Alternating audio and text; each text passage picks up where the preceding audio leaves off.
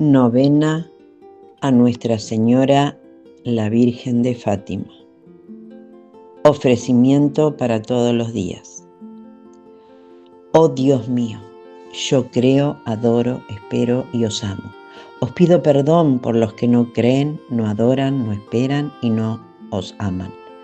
Oh Santísima Trinidad, Padre, Hijo y Espíritu Santo, yo os adoro profundamente y os ofrezco el preciosísimo cuerpo, sangre, alma y divinidad de nuestro Señor Jesucristo, presente en todos los tabernáculos del mundo, en la reparación de los ultrajes con que Él es ofendido, y por los méritos infinitos de su Santísimo Corazón e intercesión del Inmaculado Corazón de María, os pido la conversión de los pecadores.